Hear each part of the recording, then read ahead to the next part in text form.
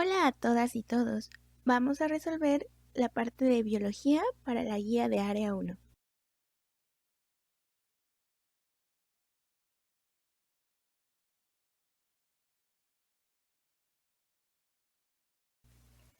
Pregunta 1. Un postulado de la teoría celular afirma que, antes de elegir cuál es la respuesta correcta, vamos a hablar un poco sobre los postulados.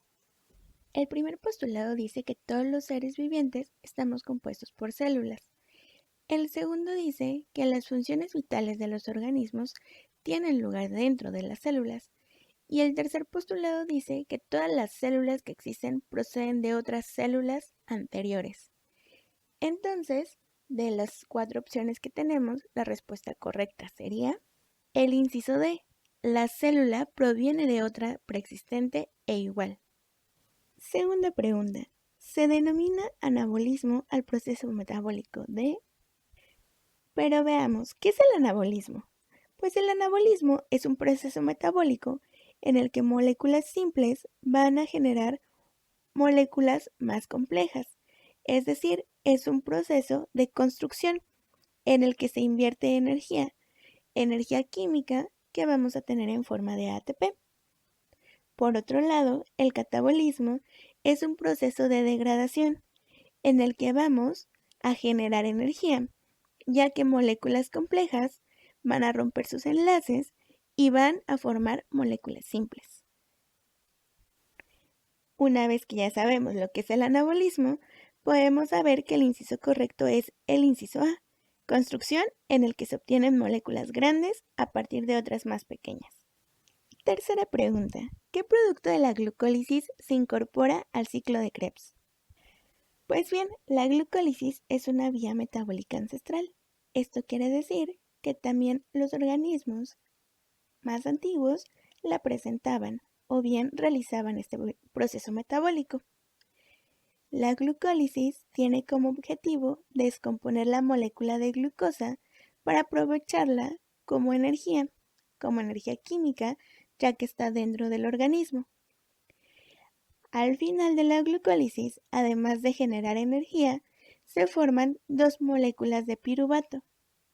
El piruvato posteriormente va a sufrir otro proceso en el que se va a convertir en acetilcoenzima A, y esta molécula entrará al ciclo de Krebs. Por lo que la respuesta correcta para esta pregunta sería el inciso D, piruvato. Justo este es el producto que se genera en la glucólisis que posteriormente va a incorporarse al ciclo de Krebs, pero ya en forma de acetilcoenzima A. Pregunta 4. Una célula presenta un número cromosómico 46XX. Al dividirse durante la mitosis, formará células con... En la pregunta dice que la célula se va a dividir por mitosis. La mitosis es un proceso de división celular en el que se obtiene 2 células hijas idénticas a la original. En la imagen podemos observar cómo tenemos primero una célula con el material genético. Posteriormente, esta célula condensa su material genético y forma los cromosomas. Después los cromosomas se alinean en la placa metafásica. Posteriormente se separan en la anafase y después vemos cómo se terminan separando en la telofase y finalmente por citocinesis, para dar origen a 2 células exactamente iguales a la célula original. Entonces, si la pregunta dice que la célula se dividió por mitosis, quiere decir que vamos a obtener una célula con 46 cromosomas y también sería XX. Por lo que el inciso correcto para esta pregunta sería el inciso C. Pregunta 5. La mayor parte de las mutaciones son inocuas o neutras y son esenciales para la... Las mutaciones son un cambio en la secuencia de DNA. ¿Cómo puede ocurrir esto? Pues bien, cuando una célula se divide, tiene que replicar su DNA. Este proceso lo lleva a cabo una enzima llamada polimerasa. Si ocurre un error cuando se está replicando o copiando el DNA, este cambio sería llamado mutación. Entonces, estas mutaciones pueden provocar distintas cosas. En su mayoría, solo generan variabilidad en las poblaciones. En la imagen que se presenta de los escarabajos, podemos observar una coloración distinta. Esta coloración distinta puede ser causada por una mutación que se dio en algún momento, lo que hace que haya una variabilidad en la población e incluso puede hacer que las poblaciones se vayan separando hasta formar nuevas especies. Entonces, las mutaciones son esenciales para generar variabilidad y para la evolución. Es por eso que el inciso correcto para esta pregunta sería el inciso C. Pregunta 6. Es el conjunto de técnicas que hace posible el aislamiento, estudio, modificación y transferencia de genes de un organismo a otro. Analicemos cada inciso.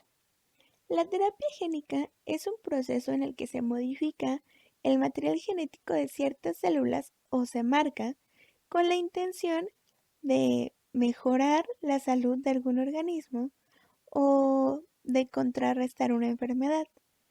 La ingeniería genética es la modificación genética de algún individuo en el que se mezcla o se agrega información genética de un organismo diferente con la finalidad de obtener una mejora.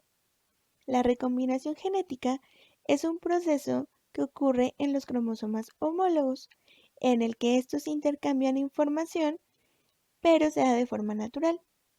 Y bien, el proyecto Genoma Humano es un proyecto en el que se secuenció toda la información genética del humano. Ahora que conocemos esto, podemos saber que el inciso correcto es el B, ingeniería genética. Pregunta 7. La es el resultado de la selección natural y de la recombinación genética. La recombinación genética ocurre en los cromosomas homólogos. Los cromosomas homólogos son cromosomas que contienen la misma información genética, pero tienen un origen diferente. Uno viene de la madre y uno del padre. Entonces, su información se puede intercambiar en algún momento de la meiosis, cuando se encuentran muy cercanos. La selección natural, por otro lado, es este proceso en el que una característica que beneficia al individuo va a continuar o va a heredarse a sus descendientes. Esta característica le va a brindar un beneficio al individuo que va a poder reproducirse, heredarla y entonces que se mantenga. Los incisos que vienen en esta pregunta son extinción, adaptación, mutación y clonación. Si bien decimos que la recombinación genética que va a intercambiar ciertas características y la selección natural va a permitir que estas características se mantengan a lo largo de las generaciones, entonces vamos a decir que el inciso correcto es la adaptación, porque es un individuo adaptándose a su medio por las características que su genética le brinda. Pregunta 8. Un apéndice ciego, el vello corporal y la muela del juicio en los humanos son estructuras. En la pregunta se mencionan las muelas del juicio. Estas muelas son molares que ya no utilizamos en este momento. Nuestros antepasados sí las utilizaban debido a que su alimentación era diferente y entonces necesitaban más fuerza en la mandíbula para poder masticar sus alimentos. Sin embargo, a lo largo de los años, nosotros hemos modificado nuestra alimentación y ya no se utiliza tanta fuerza cuando estamos alimentándonos. A este tipo de estructuras que mantenemos, pero que han perdido su función, se le llama estructuras vestigiales. Pregunta 9. Un ecosistema es la unidad formada por factores abióticos y en la que existen donde fluye la energía y circula la materia. Pues bien, un ecosistema se compone de elementos vivos y de elementos no vivos. En este caso, los elementos vivos son llamados factores bióticos. Los elementos no vivos son llamados factores abióticos. Entre estos organismos existen interacciones. Por ejemplo, algunos animales se alimentan de las plantas que crecen ahí. Las plantas pueden crecer en ese ecosistema gracias al clima y a la temperatura de ese hábitat.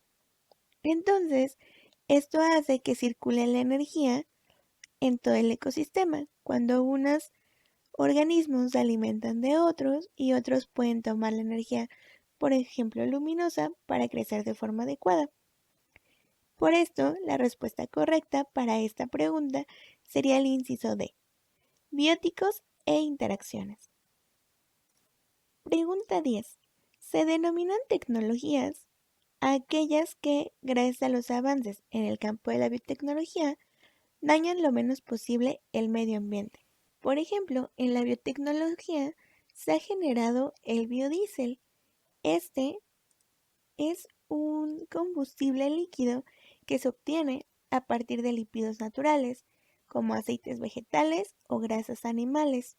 A este tipo de tecnología se le llama tecnología limpia.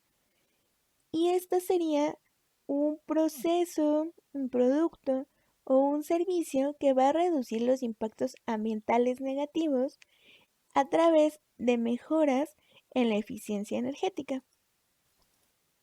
Esperamos que sea de utilidad esta resolución de la guía.